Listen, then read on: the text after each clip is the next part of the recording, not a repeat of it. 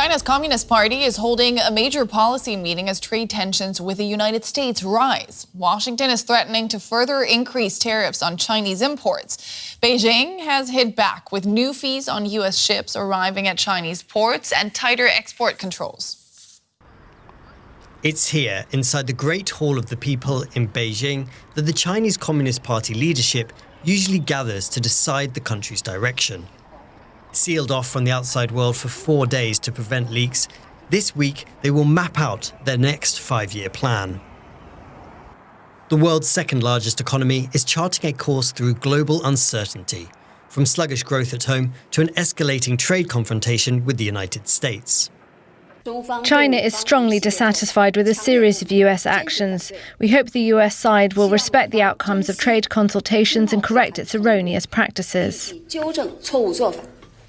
Washington has threatened an additional 100% tariff on Chinese imports from November the 1st, on top of existing duties, in response to China's new controls on exporting rare earths, minerals essential to much of manufacturing, from electric vehicles to sophisticated weapons. Both sides have also rolled out special port fees on the other's vessels. And with a short-term truce in the tariff war starting to fall apart, higher tit-for-tat duties could snap back as soon as November. But diplomacy could come to the rescue. Donald Trump, ever the deal-maker, prefers to settle disputes face-to-face. In his first term, meetings with Xi produced brief pauses in their trade war.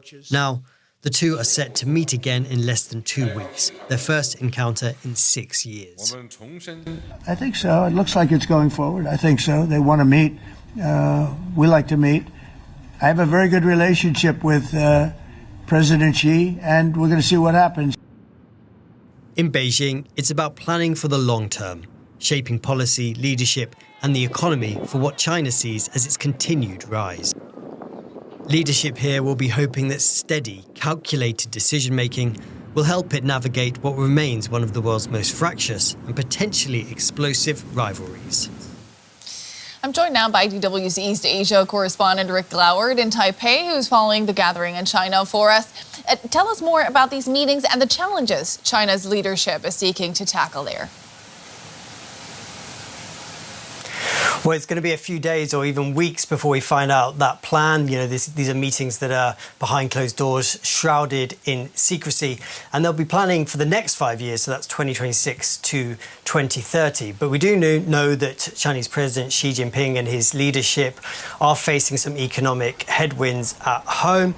That's some slow growth, slipped to 4.8%, dragged down by a property crisis and weak domestic demand. So we expect that China will carry on with its plan of boosting, high-tech manufacturing and also innovation and domestic spending as China looks to rely less on exports. But as much as about policy, this is also about power, and this is a chance where we get to see who is in and who is out in Xi's inner circle. When those images of the meetings do come out, we'll be able to see who's in attendance and what those reshuffles and purges really mean for the top Communist Party leadership.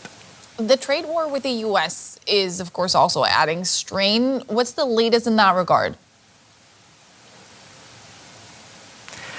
Well, there's no signs of those tensions easing. This is now a trade war with multiple fronts, multiple battlegrounds. There's the tariffs themselves.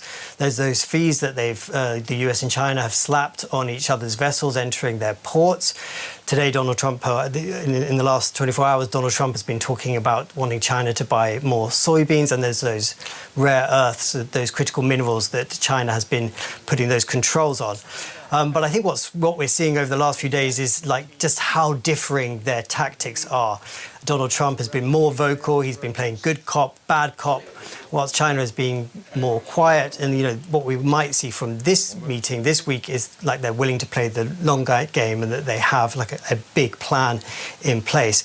And I think at this stage, we're also seeing some last-minute jostling. Xi Jinping and Donald Trump are expected to meet in South Korea just next week, so they might be trying to get a strong position ahead of that face-to-face meet. And we might get a strong signal of where China stands from this meeting this week. You're, of course, in Taipei. I'm guessing Taiwan will also be monitoring these talks quite closely. Yeah, so Taiwan is a big issue for President Xi Jinping. He's made it kind of a long-term goal for his presidency to take Taiwan under Chinese control. He calls it a matter of national rejuvenation. The government here in Taiwan, they push back on those claims and say that, that it's Taiwan that will decide its future. We're unlikely to see coming out of this meeting any public